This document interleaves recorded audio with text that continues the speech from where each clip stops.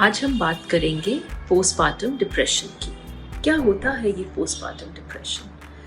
Postpartum का मतलब होता है वो टाइम पीरियड जो कि डिलीवरी के बाद है, 1.5 से 3 महीने वाला। डिप्रेशन का मतलब होता है एक इंसान जब लो फील करता है, बहुत उदास फील करता है, बार बार रोने का दिल करता है, कुछ खाने का मन नहीं करता, कुछ करने का मन नहीं करता। तो ये जब सिम्टम्स सारे डिलीवरी के बाद आते हैं उनको हम पोस्टपार्टम डिप्रेशन कहते हैं।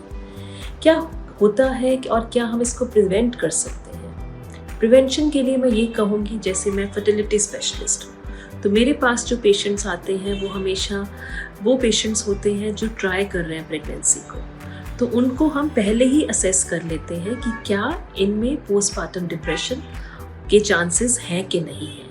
तो उनको हम क्या करते हैं, असेस करते हैं साइकोलॉजिकली। उनको हम एक स्कोर भरने के लिए कहते हैं जिसको हम कहते हैं डैश स्कोर, डिप्रेशन, एंग्जाइटी और स्ट्रेस स्कोर। उससे हमें आइडिया हो जाता है कि वो अगर हम उनको प्रेगनेंसी देते हैं तो वो कैसे कोप अप करेंगे। तो ये पेशेंट्स तैयार होते हैं कि हाँ, उनको डिप्रेशन के चांसेस हो सकते हैं या स्ट्रेस हो सकता है डिलीवरी के बाद। तो वो पहले से ही तैयार रहते हैं, पहले से ही हम उनके फैमिली को, उनके हस्बैंड को बता के रखते हैं कि एक्स्ट्रा सपोर्ट की ज़रूरत है जब डिलीवरी होगी। बट उस ग्रुप का क्या है जो शायद जिनको पता नहीं था कि वो प्रेग्नेंट होने वाले हैं या तैयार नहीं थे, बिकॉज चांसेस ज़्यादा उनमें हैं।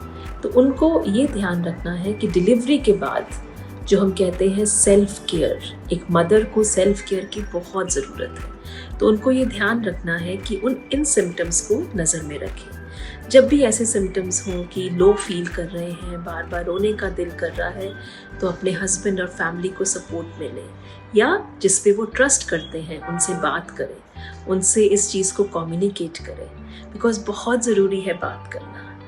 और इसमें आप कर क्या सकते हो?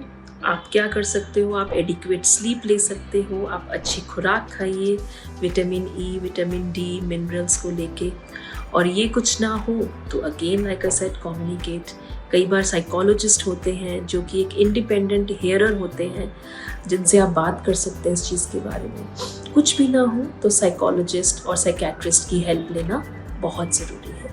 बट मेरा ये मानना है कि जितना जल्दी आप इस चीज़ के बारे में बात करेंगे जो आपको फील हो रहा है, उतनी जल्दी ही आपको इन सिम्टम से राहत मिलेगी। So self care, talking about it, talking to it about with the husband, with the family, and taking good care of your self, either diet के साथ, स्लीप के साथ, बहुत ज़रूरी है। जो डिलीवरी के बाद वाला टाइम होता है वो एक बहुत ही प्यारा टाइम है जिसमें आप एक अलग सी खुशी महसूस करते हो। बट अगर आप खुशी महसूस करने की बजाय उदास हो, बार बार रोने का दिल कर रहा है, तो इसका मतलब ये चीज़ नॉर्मल नहीं है।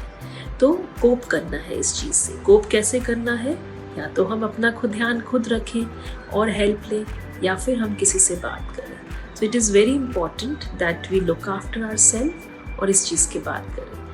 सो हम इसको कंक्लूड कैसे करेंगे कि इसका ट्रीटमेंट या इसका डायग्नोसिस टाइमली करें, प्रिवेंशन करें। प्रिवेंशन कैसे कर सकते हो? अगर आपको पता है कि आप डिलीवरी या प्रेगनेंसी का सोच रहे हो, तो कहीं ना कहीं जाके या फर्टिलिटी सेंटर में जाके या साइकोलॉजिस्ट के पास जाके एक स्कोर भरवाइए कि कितना लेवल है मेरे डिप्रेशन, एंग्जाइटी और स्ट्रेस स्कोर का अभी, और क्या मेरे में लाइक्लीहुड है कि मुझे ये बाद में हो सकता है। तो उसको पहले ही आप डील करें, that is the most important thing. और अगर बाय चांस आप इस चीज़ को ना कर पाएँ बिफोर प्लानिंग प्रेगनेंसी, तो एटलीस्ट डिलीवरी के बाद अपना रिफ्लेक्शन करें, अपनी खुशियों को खुशियाँ ही रहने दें। ये मत सोचे कि लो फील करना, बार बार आंसू आना नॉर्मल है।